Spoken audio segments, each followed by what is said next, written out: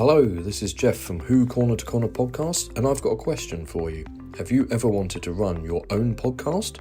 If the answer to that is yes, then you might be interested in the workshop that I'm running with my friend Chris from the Secrets and Spies podcast. It's taking place in Guildford, Surrey on the 22nd of September. There's a link to the Eventbrite ticket page in the podcast episode description, or you can go to Eventbrite and search Silvertip Films to find out more. I hope to see you there.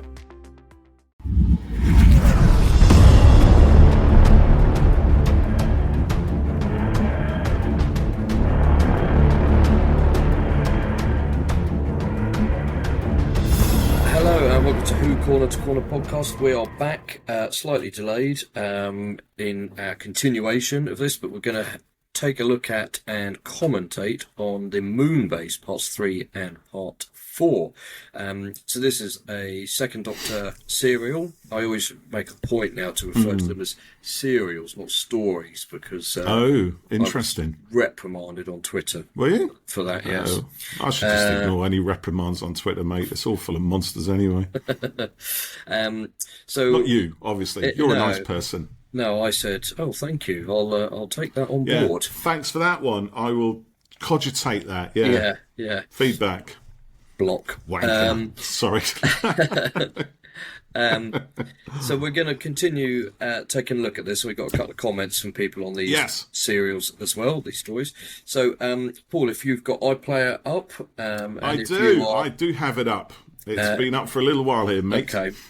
So if you're watching at home, put your DVD in or fire it up on iPlayer. And we'll do a 3, 2, 1 and then hit play. Oh, okay, go for it. You started already. All right. 3. No. You crack on. 3, 2, 1. Play!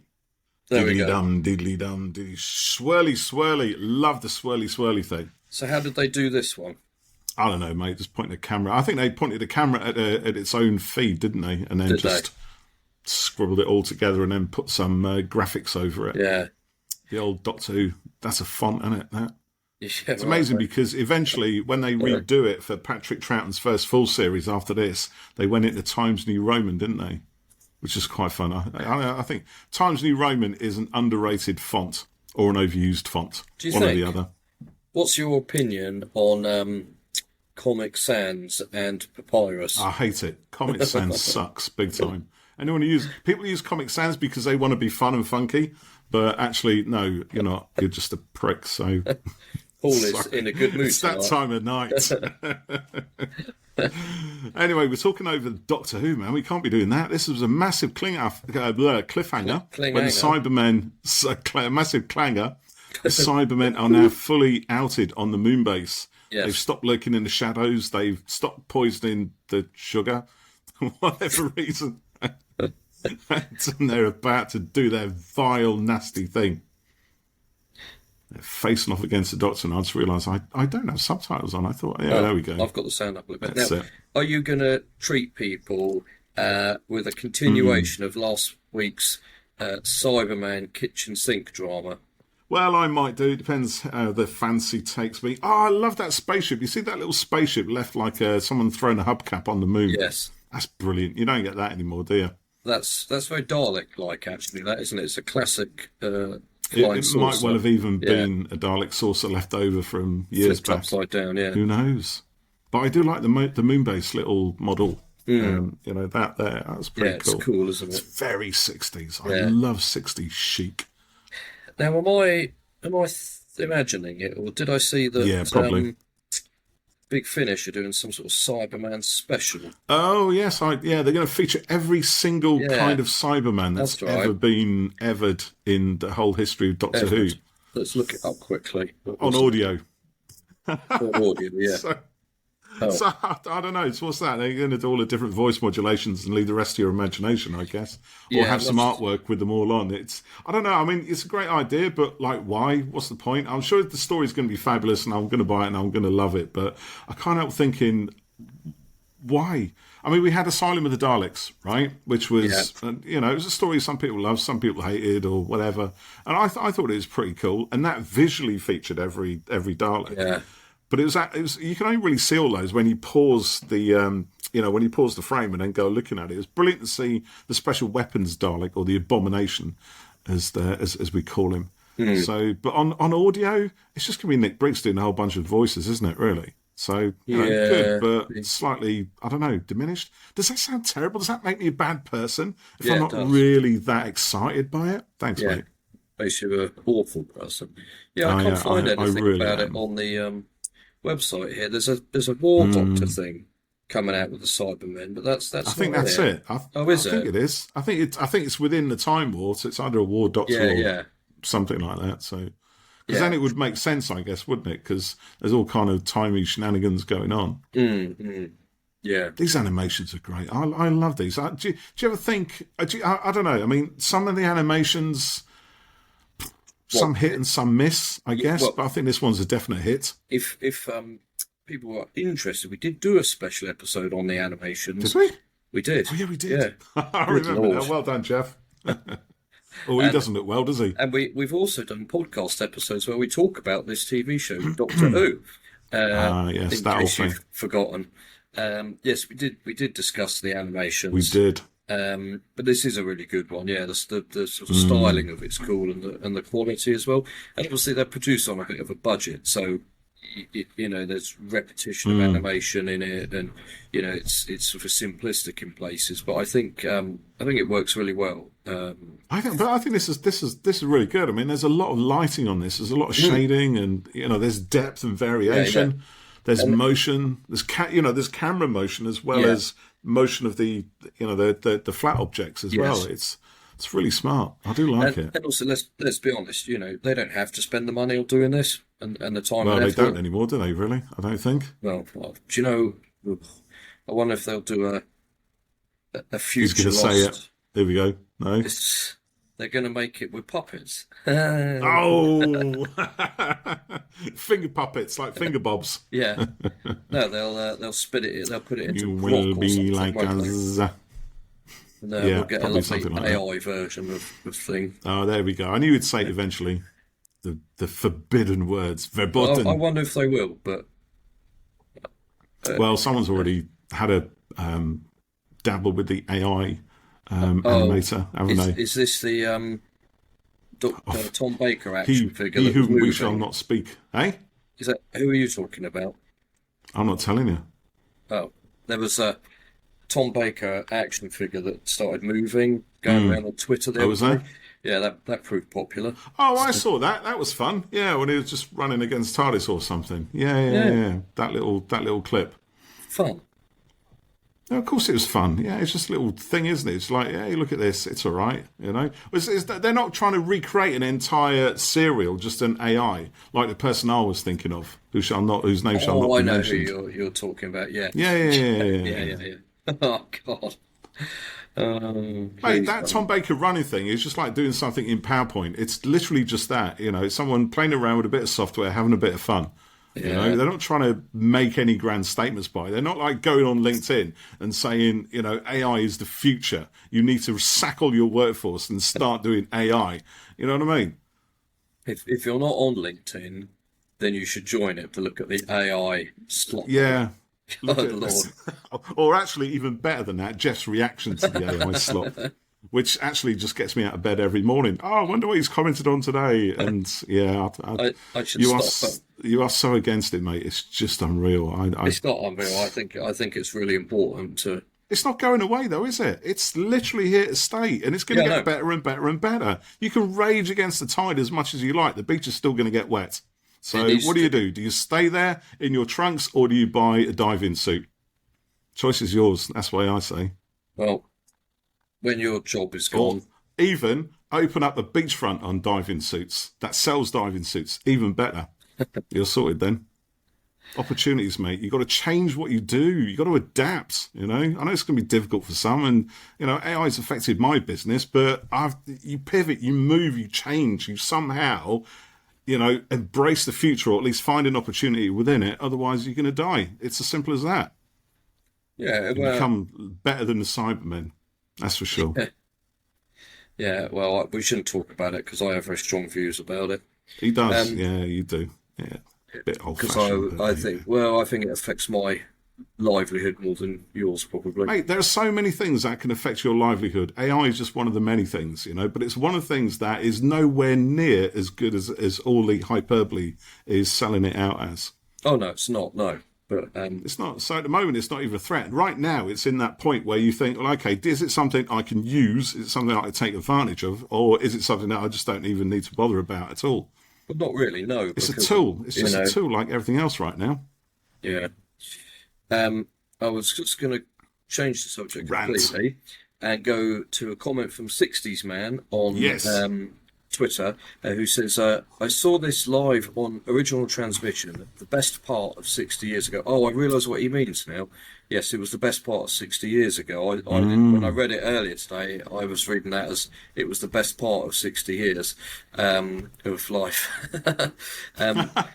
I always found Cybermen infinitely more creepier and scarier than the Daleks. Fortunately, the Doctor was there, now a scatty uncle figure rather than the weird old man that the first Doctor was. I agree. I think the Cybermen were always scarier than the Daleks, both in their visual and of what they represent.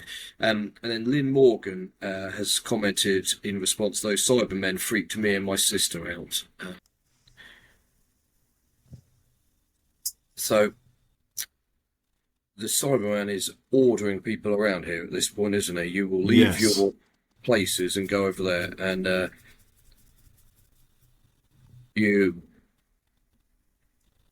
there's lots of people looking stern and moody here. It's a very moody serial. Yeah.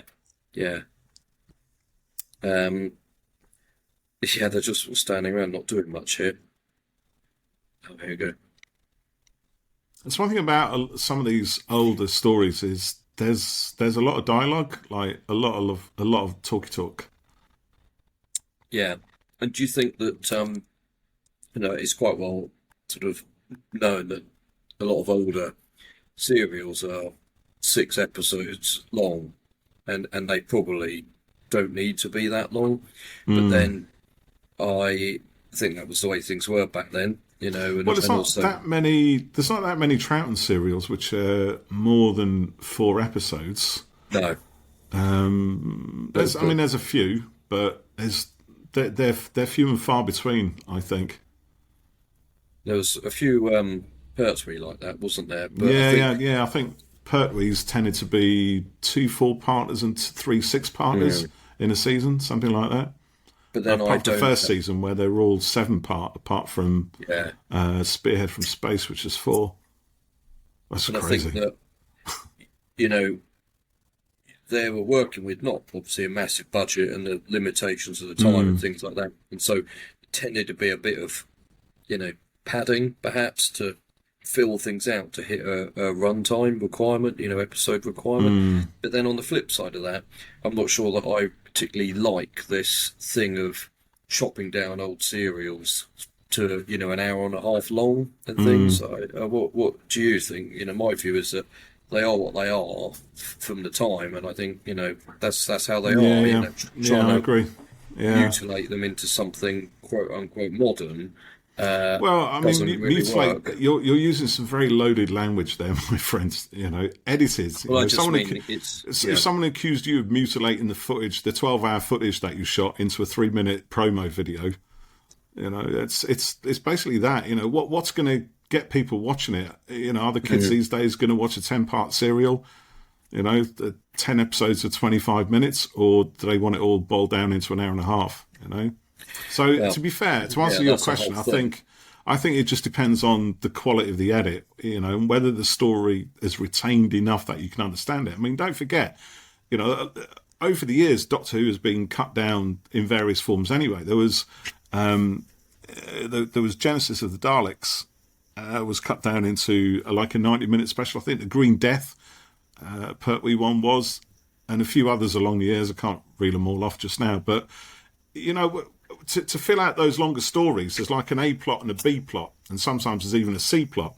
So what they've done with a lot of those things is get rid of the B or C plot and just focus on the main A plot. And in a lot of ways, it hasn't actually hurt the story at all. You can still get to where you're going from, by watching it. And I think that's essentially the same with some of the recent edits.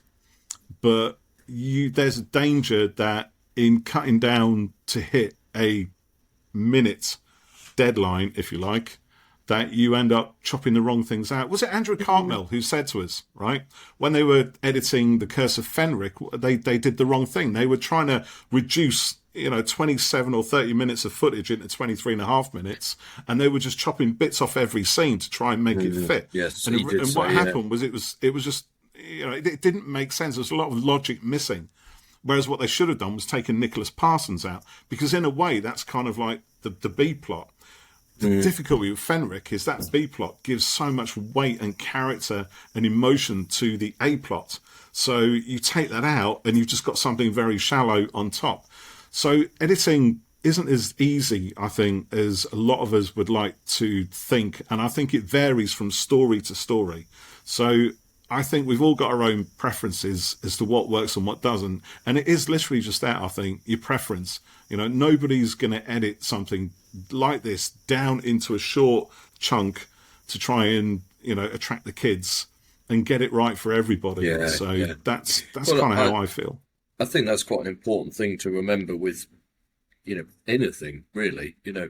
People behind it have done it the way they think works. For them, and for better or worse, they're the people employed to do that. They're paid to do it. So and if you don't like it, don't buy it, don't watch it. It's kind of that simple, really.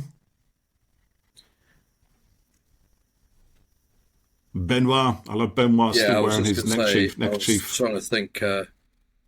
Knives Out, isn't it? Yeah. Remain still. That was a bit of Cyberman there, wasn't it? Imagine if we had West Country Cyberman. That'd be cool. I was going to say country Cyberman, the country man. Good. Is that Cyberman speaking now? Is he saying that? We are not receiving you over if you hear us and cannot transmit fire sodium rockets. What does that even mean? It's a distress rocket, you fool. It ejects sodium into space. I love when they fluff their lines. I'm just going to read a comment that is over on Blue Sky. Greg Cox says, these are the Cybermen I like the most. Not over-designed and easily the best voices. Moonbase is a good story, though the effects vary from the very good, the cyber gun deflected by the gravitron, to awful cybership landing / takeoff.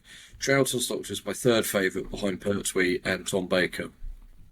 So, what's your thought on the Cyberman voices? I really like these ones as well. Yeah, they're all right. Actually, they're a lot easier to understand than some of the ones that came later. There's a sort of I think in Tomb of the Cybermen they flattened them out even more, didn't they? So it's very difficult to understand what they're saying without subtitles on. For me, anyway. Yes, I agree, because we've watched that, haven't we, for an episode. And I remember thinking they were quite hard to, understand. So these are almost like that, but they're still reasonably distinct. And I think they look kind of weird with the tape around their mouths and their eyes as well. So again, it's like Tomb. Yeah, it's the Tomb design, but it's slightly rougher. It's not quite refined as that yet. Because don't forget, this was the first time we'd seen them since the 10th Planet. The Mondasian Cybermen, right? So they already look very different to those originals, even in this form. And I love the golf balls. I think we should all wear plastic golf practice balls on our clothing more often. That should definitely be the look of the future, in my opinion.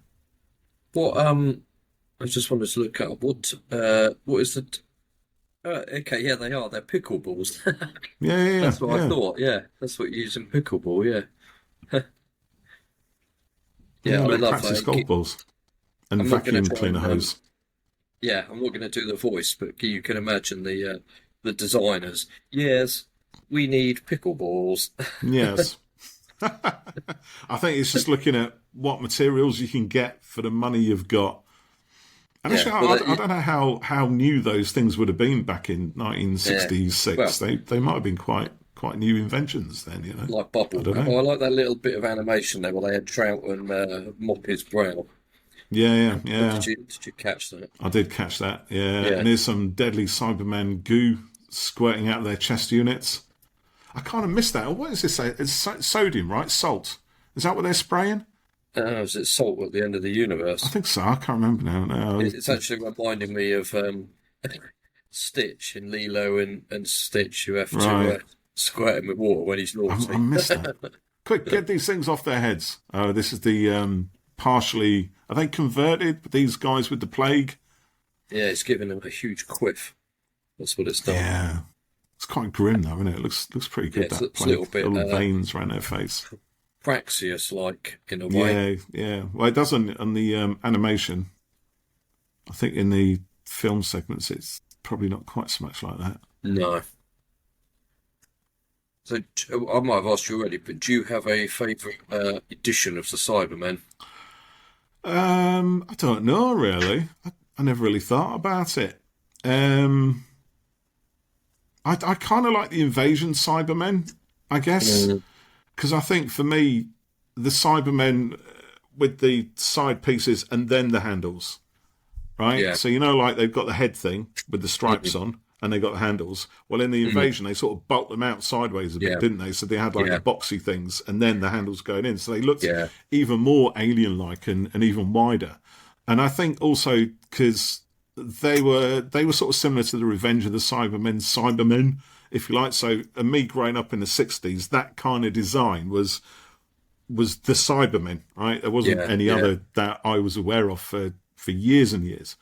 And it was I only really saw the Cybermen on TV when I watched Earthshock, when that was first on. So what was that, 1981? And they looked quite different even then. It was still recognisably Cybermen. It was still like that shock at the end of part one, like, oh my gosh, is that a Cyberman? Is it really? It is. The Cybermen are back. The first time I've seen Cybermen, it was very exciting. Shock. I love that story.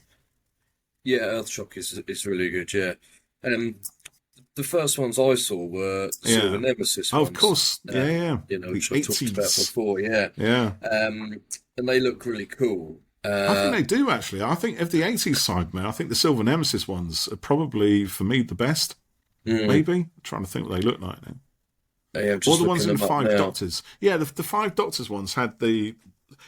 Silver Nemesis. It was all like... it was like a flight suit, wasn't it?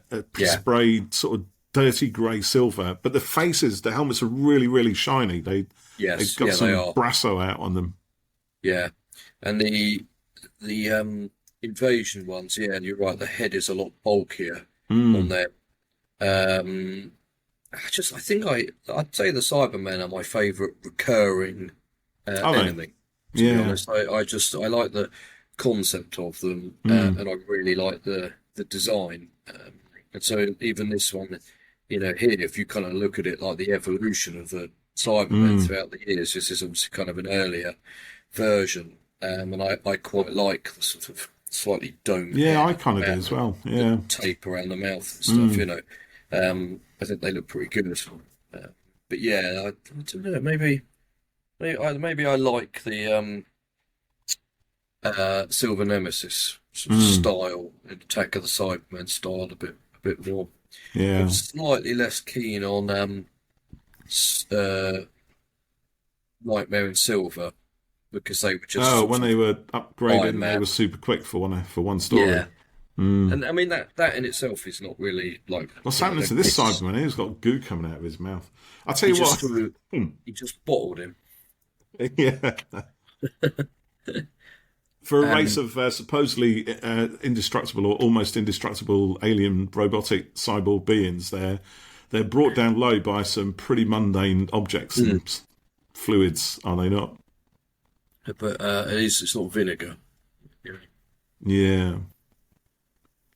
Sorry, what were you saying? I kind of interrupted you, didn't I? Yes, I didn't dislike the Nightmare in Silver ones being that was it. Yeah. fast, but the design, the design was a bit, it's just a silver Iron Man, really, wasn't it? And he already looked cool. They were quite sleek, I thought, weren't they? Because when they first came back in the modern series, they were quite chunky, industrial, solid steel-looking kind of things, weren't they? From an alternative universe, And then Nightmare in Silver, yeah. they'd trimmed them back down, so they were a lot sleeker, maybe slightly more feminine looking in their silhouette. And then but I think even in the modern series, they changed again. I like the ones we saw in The Timeless Children, which is kind of like almost back to the 70s style with the boxy heads. So I out of the modern series types, I think those are my favourites. But we've had some cracking good-looking Cybermen in some of the comics over the years as well, where they've really sort of gone with it. I think my favourite out of all those... Oh, can I just say, sorry, I love the spikes on the shoulders in Timeless Children. You're just an old punk rocker, really, aren't you? We're going to have spikes. So you were talking about the comics because you just read the recent Titan comic, didn't you? I did read that. Yeah, Everyone Must Go, which I thought was cool. So that's got some really scary, horrific, zombie-looking Cybermen in it because their Cybermen is remembered by a child who was traumatized them at a really young age. So that was brilliant. But the ones, the Cybermen in The Flood, which is an Eighth Doctor story, and I think the artwork was by Adrian Salmon. Apologies if it isn't. I'm just trying to remember stuff at the top of my head. And they looked gorgeous, striking, almost insect-like, but very futuristic and minimal, like a kind of squeezed, reduced Giacometti figure with a robotic shell. They just look astonishing, and they were pretty good in that. So yeah, they're very sleek looking, aren't they? Yeah, they've got a triangular kind of they do head. It's that sort of V shape with yeah. So now these guys on the Moonbase think they've destroyed the Cybermen with their packets of vinegar salt or whatever, but now actually there's more on the way. This is where we get this brilliant bit of music, I think, isn't it? The March of the Cybermen. That iconic image there right at the end of that Cyberman looking into space. That is brilliant. That's the sort of thing that stays with a generation. Yeah. And it really looks good on the animation, I've got to say. Yeah, it does, yeah. I kind of get the feeling when we go back to the film segment, I'm going to be a little bit disappointed. So we get the reprise of that last couple of minutes or so, won't we, when episode 4 kicks in? Yes. Yeah, we'll just let the creds run here. The creds. Any more comments? No, I don't think so. I have just messaged our chat group to say any thoughts. Everyone's in bed, mate. We're doing this really, really late. Yeah. Which is probably why I'm so grumpy. I get grumpy when it's after. Yeah, you do, but unfortunately, early sessions are not doable for me. So that sucks to you, Laville. Basically, that's what you're saying, isn't it? Well, no, not really. I think if we want to do it though, it's it's got to be a bit later. Oh, well, I'll tell you what we can. Oh, it's still going. The music stopped. We have the Who. Oh, yes. What? The Who. I was expressing excitement. Go on. Something had happened. No. Hold on. Right, let's make sure this goes through. Next episode. Okay, so in 10, 9, so we'll just let that go through. I can hear myself in your ears, by the way. Oh, yeah? Mm. Try that. Okay. All right, starting. So we've got the Who Corner to Corner 2025 listener survey, haven't we, at the moment? We do, yes. So if you're listening and you would like to fill out our questionnaire to tell us what you think of us, you can drop us a DM or a message on Facebook or wherever, really, and let us know, and we'll send you the link. We're not putting it sort of publicly at the moment, are we? Because we want people that listen to us to comment and actually feedback and give us hopefully useful comments. But we've had a few responses so far, haven't we? How many people did it last time?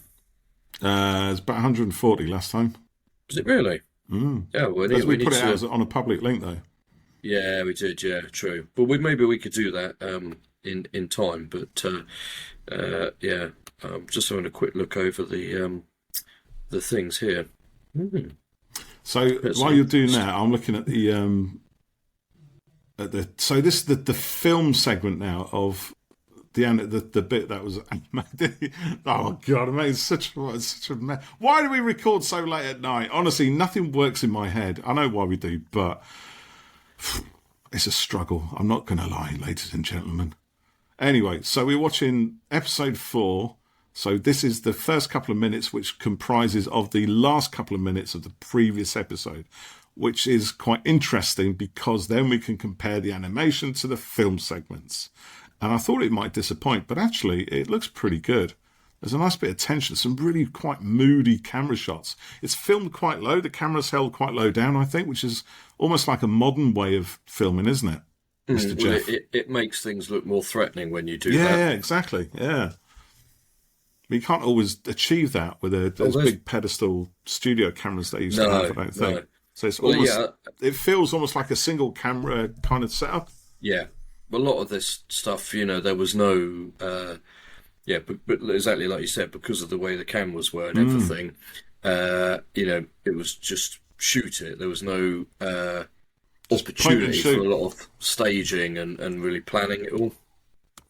But again, I don't know if part of the reason that it looks quite moody and atmospheric is because it's quite old black and white. A lot of the DVDs, especially the Blu-rays, they've all been vidfied, haven't they? So they've all got lines of resolution put back in to the film. So they're a lot sharper now to fill our big, beautiful 4K UHD TVs without causing artifacts and various movement errors and things like that. But I think we probably lose something in that process. Because I'm watching this on a tiny little laptop, and it's the iPlayer video and the bitrate and everything is not as good as the even the old DVDs, let alone the Blu-rays. But there's something about it, it is very moody, it's very atmospheric, it's grainy, it's almost cinematic, and the threat conveys itself through what I'm actually seeing. Even that hubcap that they've abandoned on the desert somewhere. That's quite interesting. This is obviously, look at that shot there, the Cyberman in his little pilot ship. That's really moody. There I think that's fabulous. Really good. A product of its time, and I don't mean that in a bad way, but it's kind of a shame in some ways. I think when stuff gets really cleaned up and digitally improved and all of that. Wait till they start doing it by AI. Using AI to clean up stuff. They'll all look soft and plasticky. But you lose, You lose something, don't you? Yeah. It's almost like maybe it's like comparing vinyl with CD. We know that CD's better and digital formats. They, lossless audio and all that kind of thing. And that vinyl, records are kind of scratchy. The resolution of each sound wave is a lot less than you get on a CD even. But somehow they sound better. They're filled with much more emotion and ambience and resonance. And maybe it's the same with these, slightly, ungraded black and white, unvidfied black and white images. Yeah. Have you seen what they've done to Wizard of Oz? No. Who's done what to the Wizard of Oz? Well, when you say they, who are they? The Illuminati, some mysterious conglomerate of Hollywood elite getting together to disrupt our childhood films? Whoever owns it, but they're putting it into the Sphere in Vegas. Oh, really? Oh, interesting. And so it's being sort of converted to play in a in one venue. Well, in the 180 or whatever it is. But obviously, it's requiring massive amounts of kind of additions to the shots. I bet it does. Because it was one of the widest filmed at the time, wasn't it? In Techniscope, or I don't think it was Techniscope, but something. Some new wide lens that they were using and treatment or something. They're doing things like digitally cleaning it all up, but then cutting actors out of scenes to put them into new backgrounds that will work in this screen. Yeah, but that's going to be something that you can only watch in that format in that particular place, though, isn't it? Well, yes, it is, of course. But you're not going to get that on your home streaming or video you or won't, something. because it just literally won't work. No. But it's changing it to fit. It's yeah, maybe. and it looks weird. Well, yeah, it would do, but it's going to fill a sphere, right? So no, I get that. If you wanted to fill that, you're going to have to do something to it, because it's like 1930, whatever it was, isn't it? It just doesn't have that. Don't necessarily think it looks but, good what they're doing. But it's only in one place. It's all however many spheres there are. Is probably less than half a dozen on the entire planet. Well, there's only one. But there's only one then. There you go. So there's one place on the entire planet that they want to show the Wizard of Oz in this format. Why is that? I don't know. Is that offensive in some way? Surely you have to do that if you're going to play the Wizard of Oz in there. Yeah, no, I'm just saying. I think that literally cutting things up and adding in new backgrounds, I don't like it. But don't like it. Oh, it's all this modern, newfangled nonsense in it, eh? It's I don't know. What do you think, ladies and gentlemen? Do we embrace the future, or do we turn our back on it and stare through the past with rose-tinted goggles? Yes. Are these conversations not to have on the podcast? I love the fact he puts a little shower cap over his head to sit down in the radiation room or something. The size of their name badges, man, honestly. Yeah, I was just thinking, it's huge, isn't it? You could see them better on the see them a mile off. Animation. I love that she's popped Jamie's out just to drinking his beer. Yeah, popped out to Starbucks there. Yeah, well, he's got his Guinness. I'm going out of my Guinness. That's what it looks like, yeah. So they've got a cyber invasion force or something on the way now, haven't they? It's blipping its way across their scanner screen. He was looking quite excited about it there, that guy. Who? What's his name? Hobson. He's going to have to make a choice in a minute, I think.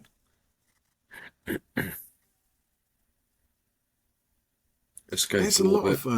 I think we said last time, didn't we? This is one of the first, probably the first, base under siege story of the Troughton era.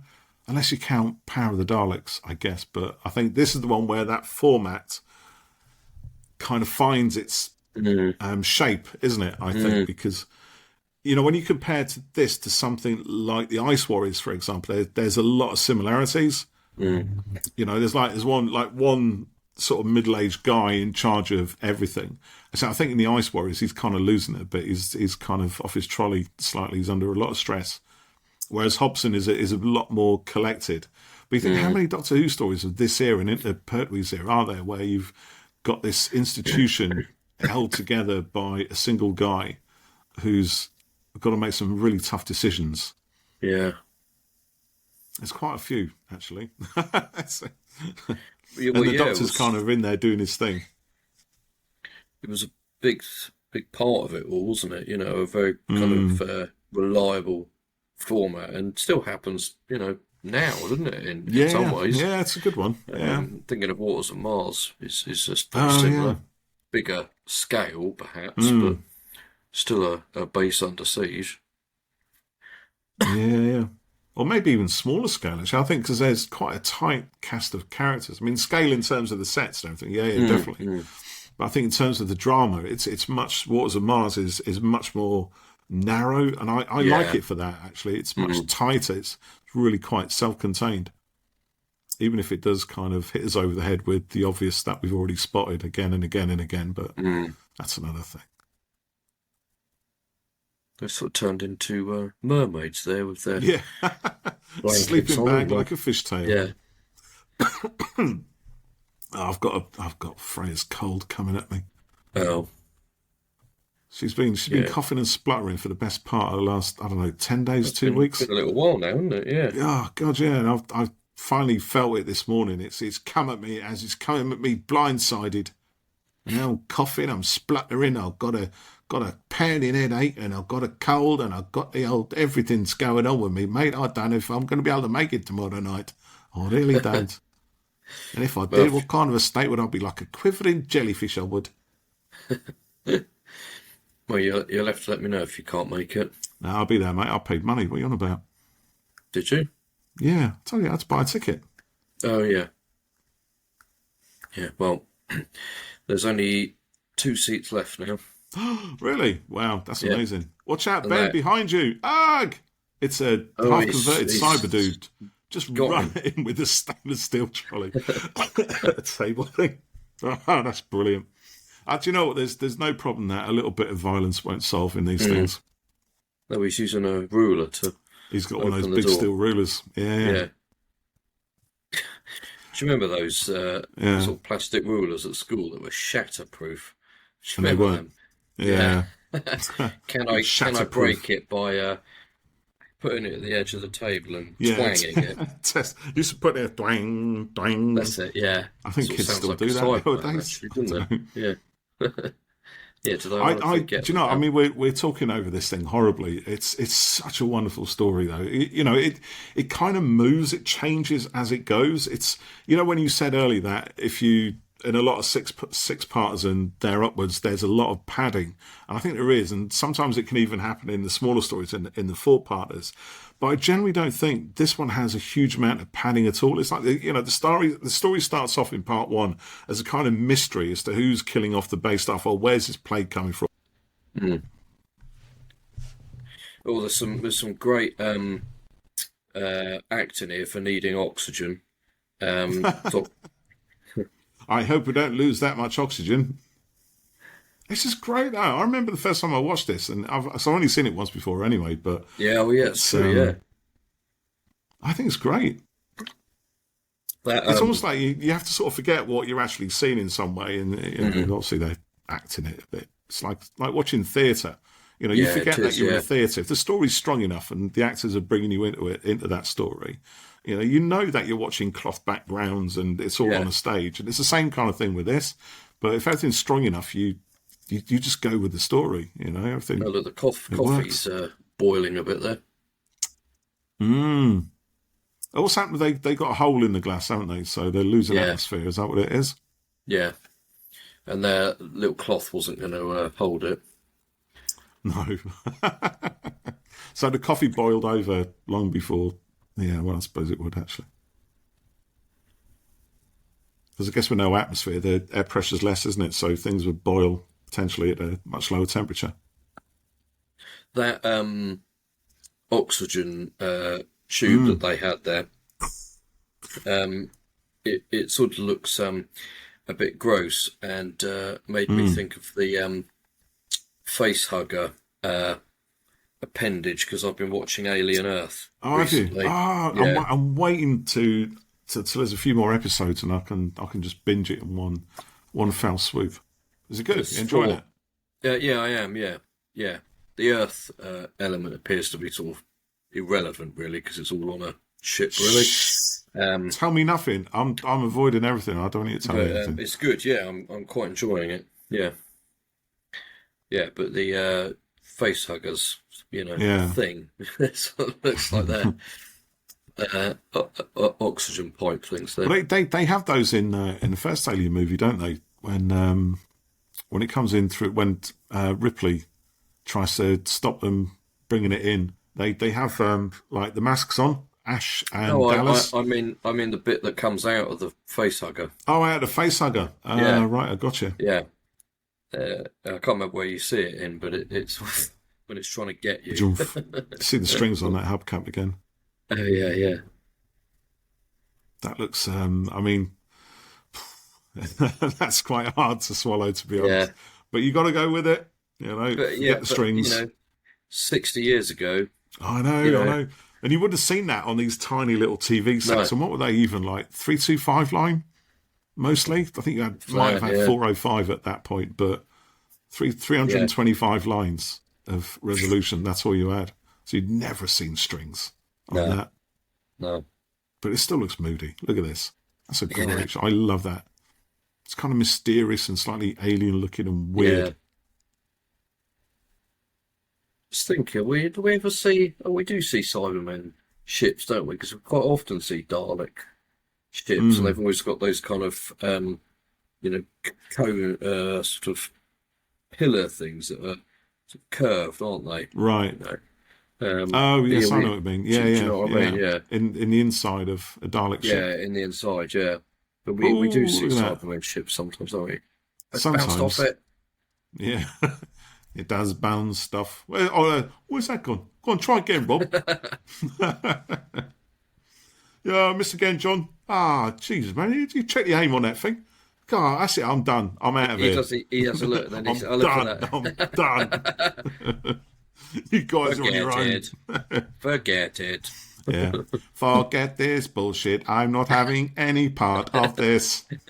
Sorry. Some of the feedback that came back from our survey was that we should cut down on the swearing a bit, which I hold my hands up entirely. So I will make a conscious decision to cut it down a bit. Oh dear. Oh, they're all dressed down to their T-shirts now, apart from the Doctor. I think Patrick Troughton's brilliant, you know. He's such a good Doctor. He is, yeah. Yeah. And he actually looks really young in this as well, doesn't he? How old is he here? He's got to be in his 40s, isn't he? Early 40s, I think, yeah. 41, 42. Can't remember. I think his outfit makes him look older, doesn't it, in a way? Possibly, yeah. A bit shabby looking. That's it. Keep your shower cap on, sunshine. Why is he wearing that? They've got to wear this, I think. Is it radiation or something? There's some sort of energy wave that affects their brains. Pull it down on your head. You don't look stupid. But I'm sure I used to see my grandma wearing that sort of thing when she come out of the shower. Look, there's actually quite a lot of them there walking across the moon in faux slow-mo. I thought maybe the animation had enhanced it, but no. Is it slow-mo? Did they overcrank the camera or something on this to make it appear slow-mo? Or were they just walking slowly? This is on video, isn't it? So this bit, I think, was filmed... Oh, really? 35mm, possibly. Oh, okay, so maybe then, yeah. Possibly. I'm sure someone will correct me if that's not true, but I think just, those exteriors were all filmed at Ealing Studios, I think, on the film set. I imagine that they're just walking in slow-mo. So now when everything is kind of going to the wall and the Cybermen are looking relentless, because that's the great thing about Cybermen is the relentlessness of them. They fail, they'll try again. They'll keep on coming and they won't stop unless you absolutely, utterly defeat them. And they tried everything. I think, as I was saying before I got cut off with my stupid internet, yes, it's my internet this time, is part one is about the mystery of what's going on with the plague and everything else.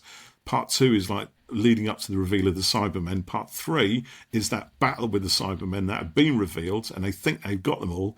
But then part four is like this final battle for the Earth, basically. And that whole thing, that threat to the Earth has been building since the start of episode 1, minute 1, when we saw the gravitron and the weather patterns and learned what would happen if it all went south. And now they're using the gravitron to somehow make the Cybermen float away. Now that's got to surely be on wires, isn't it? Yeah, that's Kirby wires. That's pretty cool. And the spaceship. The thing is, sadly, the spaceship looks a hell of a lot smaller than the Cybermen. Yeah, I was just going to say that. Yeah, they shrink them as they go in or something. Grandad's happy, bless him. He's going to put the party on.